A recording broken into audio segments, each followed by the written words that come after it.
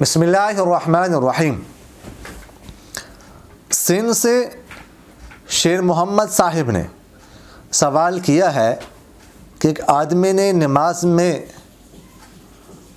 قرآن پڑھتے پڑھتے رک گیا 3 دفعہ سبحان اللہ کہنے کے برابر، تو کیا سجدہ سہو کرے یا نہ کرے؟ دیکھیے، اگر کوئی شخص قرات کر رہا ہو نماز کے دوران اور وہ خاموش ہو جائے اور اتنی دیر کے لیے وہ خاموش رہیں جتنی دیر میں 3 دفعہ سبحان اللہ کہہ سکتے ہیں معتدل درمیانے انداز سے، اتنی دیر اگر کوئی خاموش رہے تو اس پر سجدہ سہو واجب ہوگا اور سجدہ سہو کرنا پڑے گا۔ اب یہاں پر چونکہ جو صورت پوچھی گئی ہے اس میں 3 دفعہ سبحان اللہ کہنے کے مقدار وہ رک گیا، خاموش ہو گیا، اس لیے سجدہ سہو اس پر واجب تھا اور سجدہ سہو کرنا جو ہے وہ ضروری تھا۔ اگر کوئی سجدہ سہو نہ کرے تو اور نماز مکمل کر لے تو وقت کے اندر اس سے نماز کا اعادہ کرنا واجب ہوگا، اور اگر وقت نکل جائے تو پھر راجح قول کے مطابق اعادہ واجب نہیں۔ ہاں، اگر وقت کے بعد بھی اعادہ کر لے تو بہتر ہے، لیکن ضروری نہیں ہے۔ وقت نکلنے کے بعد جو ہے نا وہ نماز اس کی ہو جائے گی، لیکن نقصان کے ساتھ، کمی کے ساتھ، یعنی جو کمی ہوئی ہے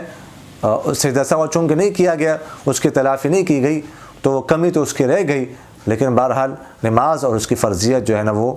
جو ہے اس کے ذمے سے ساقط ہو گئی اور نماز کا اعادہ بھی ساقط ہو گیا۔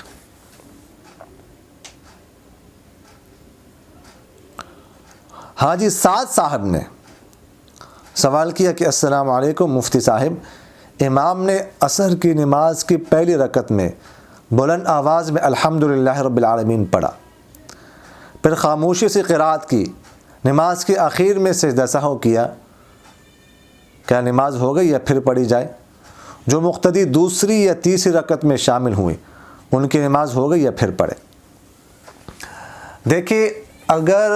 تو سری نماز ہو، مثلا عصر کی نماز ہے یا ظہر کی نماز ہے، اس میں کسی نے بلند آواز سے قراءت کی، یا جہری نماز مثلا فجر،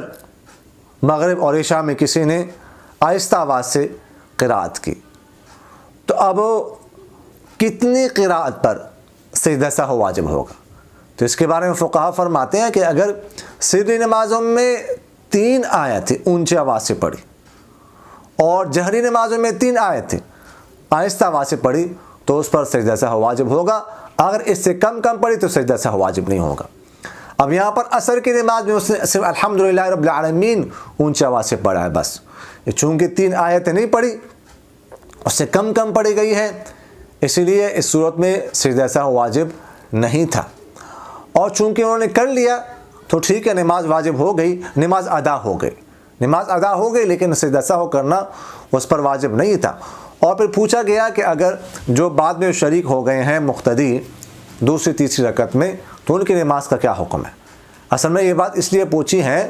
کہ جو ہے نا وہ جب ان سے یہ غلطی ہو گئی تھی، سجدہ سہو تو واجب نہیں تھا، انہوں نے کر لیا، لیکن چونکہ غلطی جب ہو گئی تھی تو اس وقت وہ مقتدی جو ہے وہ شامل نہیں تھے، وہ بعد میں شامل ہوئے ہیں۔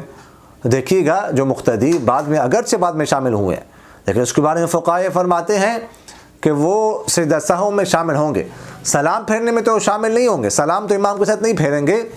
لیکن جب امام سجدہ کرے گا، 2 سجدے کرے گا، تو سجدے میں اس کے ساتھ جو ہے نا وہ امام کے ساتھ شامل ہوں گے، اگرچہ وہ اس وقت نہیں تھے، چونکہ غلطی تو پوری نماز میں پائی گئی ہے نا، امام کی نماز میں پائی گئی، اور یہ بھی اسی نماز میں شامل ہو گئے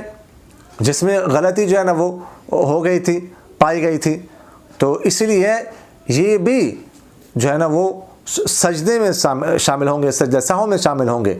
لیکن سلام پھیرنے میں شامل نہیں ہوں گے، اور باقی جو ہے نا وہ ان کی نماز ہو جائے گی اور ان کی نماز میں کسی قسم کا کوئی فرق نہیں آئے گا۔ اقول قولی ھذا استغفر اللہ لی ولکم ولسائر المسلمین فاستغفروہ انہ ھو الغفور الرحیم.